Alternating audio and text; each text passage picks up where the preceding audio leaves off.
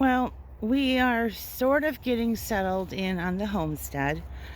It's been about 9 months since we moved in, and we went ahead and we've got 5 garden beds that we made. Most of them are greens, arugula, spinach, onions, a few cabbage throughout, some leeks and different things. We built all of these between scrap wood and a little bit of wood that we did purchase at a lumber yard. I've got some beets in here that I started to grow because my potatoes did not do so well. They basically disintegrated. And here we've got some bok choy. Going to be getting ready to harvest that soon. The only potatoes that survived are these 3 bags of fingerlings, and I just covered them back up last weekend, and the leaves are starting to come back through. And then these potatoes just did not do so well. Let's see, we've got the red variety of lettuce here and a couple of cabbages, some leeks going and bunching onions, some more red lettuce that I'll have to harvest soon. And then these are white onion. And then back over here, this is a shed that we use it for. It has all of our freezers in it. At one time, I think it was the original barn or garage for this house. But if we come back here, the people before us or someone before us had gone ahead and added on a chicken coop to the back of the shed. And inside, we've got our australorps that lay, we've only got 5 of these gals, but they lay 4 or 5 eggs a day, which is way more than we can consume. So I'm looking into getting some trays from one of my dehydrators so I can start making some, dehydrated eggs to use, because they won't be laying come winter time. But although the inside of the coop here for them, has electricity and there are lights in there and different things. So I don't know. We'll see how it goes for the winter. I did some reinforcing here on the bottom of the shed. They just left it the way it was with no metal underneath. So if a raccoon or a coyote or a fox, which there are many of those around here, were to come around, they could just dig right into it. Got to finish doing that and burying the wire. And then here's the trails that go down into the property. This is the beginning of the trail. And then here's our pond, and it's actually quite big. We only assumed it was about 3-4 foot deep, but went out in the boat, got a little 9-foot trolling motorboat, went out in it a couple weeks ago to come to find out that on the far end, from the center to the far end, it goes down about 8 to 10 feet. And even though it's got a bunch of floaty things on it, we've had a lot of cottonwood flying around and leaves from last fall, but you can actually see to the bottom of the pond if you go out in there. It's pretty clear. We've been treating it excuse me, with some organic chemicals and such, and those chemicals seem to be working pretty good. Over here we've got a paddle boat. The previous owners left this here. It was half in and half out of the pond, full of water, and we dug it out a couple weeks ago, and I scrubbed the heck out of it with some vinegar, baking soda, and Dawn, and it came out pretty good, with the exception of when we mowed the lawn, we shot some of the grass clippings in there and need to get that out. But it's all working. There's no holes. The plastic is great. So this is going to be really fun when the grandkids come over. And let's see. Over here, let's start with the main garden. Built this fencing out of some pallets we had gotten, and we've got pumpkins and some yellow squash and zucchini. You can see all the flowers coming in. And then back there we've got some cantaloupe and watermelon that are starting to finally grow. See how those do. But yeah, we've got a lot of flowers and blossoms coming up on the squash and the zucchini. That really makes me happy because nothing better than some fried zucchini and squash with onions. And then these are all tomatoes, different varieties, mainly for canning. That's why we have so many. And this is only about half of our tomatoes. We've got a variety from Better Boy to Celebrity to Roma and Big Goliath and different ones. We had a windstorm come through about a week or two ago, so I had to get out here quick and get them all staked up and so I could save them. And then those two bags that are there, this one here and this one here, originally had fig trees that were in the greenhouse. And we had an unwanted visitor, thief in the night, Mr. Raccoon, who come by and totally demolished them. And the only thing I can think of is he was after my bone meal that I use for some of my plants. And the fig trees had bone meal in them, and he went to town. Let's take a walk over here. Oh yeah, and then this is the fencing. We originally put up this black paper, which is, you know, to keep your weeds down. We just put that up, but the windstorm blew it off. So we've just started to put this fencing up. It's not a complete distraction detour for the animals out here because I'm sure that they can just pretty much bite right through this. It's pretty flimsy, but if I can keep out the majority of the problems, we will. Last week I did trap a raccoon. I'm assuming it's the same one that got into my fig trees. Trapped him in here and had to take care of him. First time in my life I've ever had to do such a thing, and it was hard, but I did it. Can't have him getting into my chickens and totally trashing everything. And then over here's the greenhouse. This is housing more of the tomatoes. We've got a wall of tomatoes pretty much along here. I've got, I think these are sunflowers. I didn't label it, but then we got some pansies starting, some chamomile, horseradish. Growing horseradish for the first time.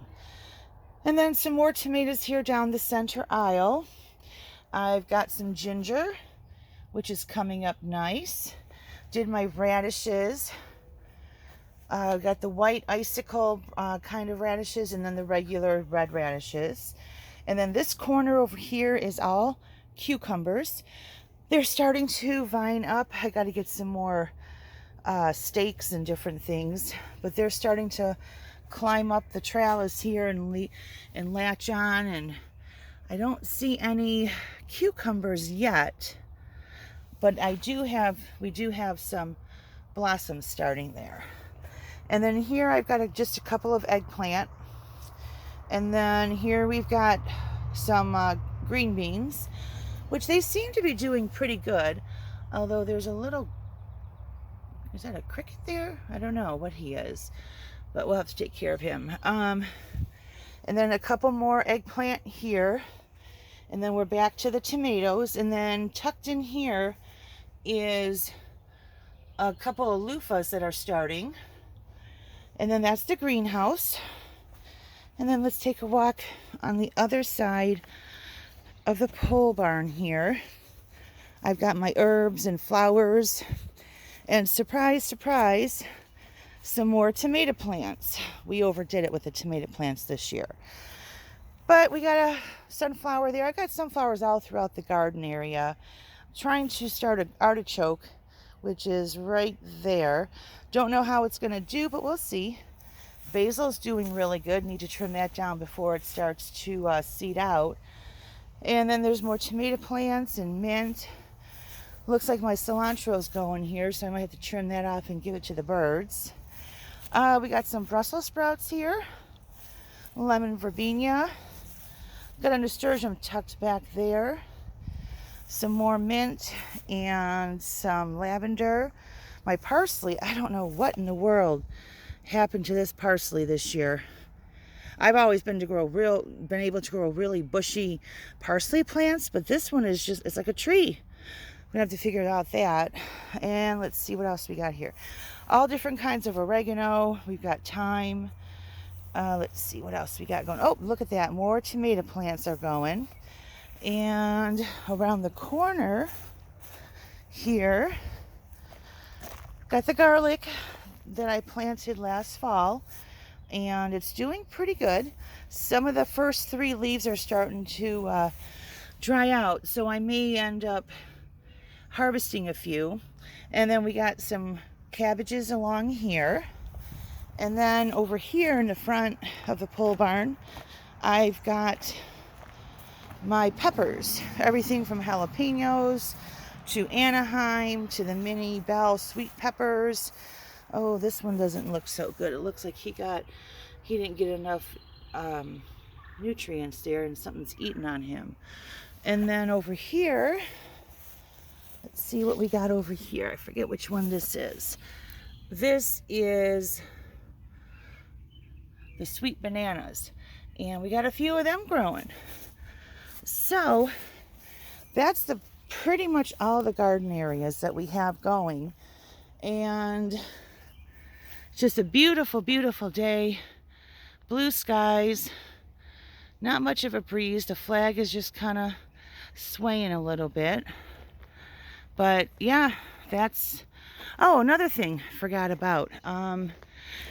Over here in the corner of the backyard, we've got some Concord grape plants we planted, and about 20 asparagus plants. There's a strawberry patch. Didn't do so well this year, and I don't really like the spot of it.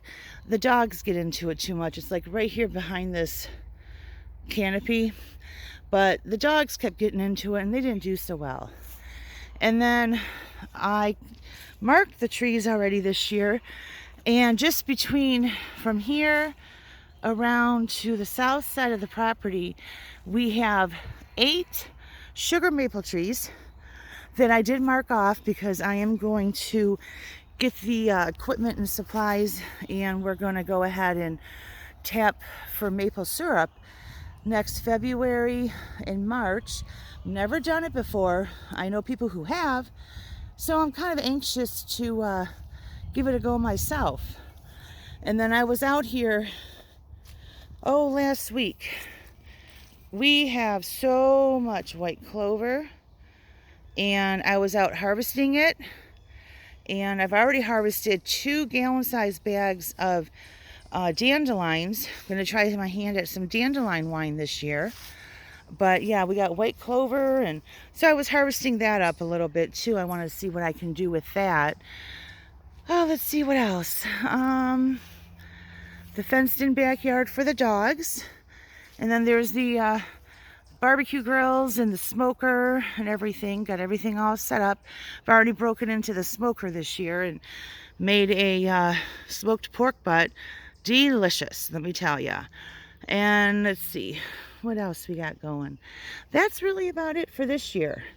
We have other plans. One of the plans is to enclose this deck to make it like not a all seasons room, but just an enclosed room for when we come in, like when my husband goes out hunting from October until January, somewhere where he can get undressed and not bring in all that dirt and snow and slush and muck.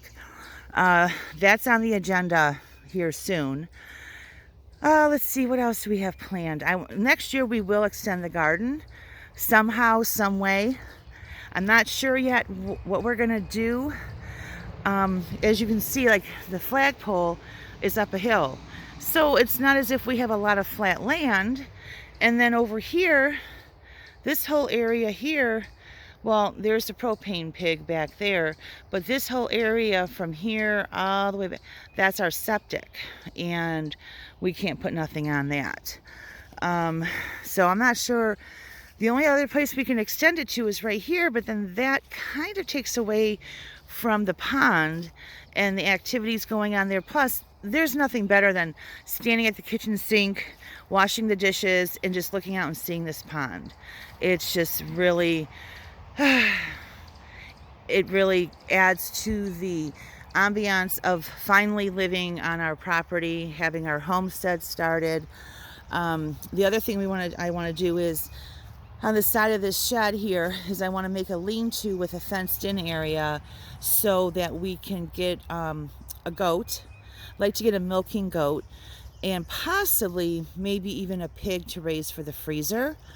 Haven't really cleared that yet and got that approval from the husband yet, but there's time. I have so many different activities and projects and things happening right now with the garden and keeping up with the weeding. And yeah, once everything starts to come up and starts growing and I start harvesting, well, then I'm going to be in the kitchen canning everything from spaghetti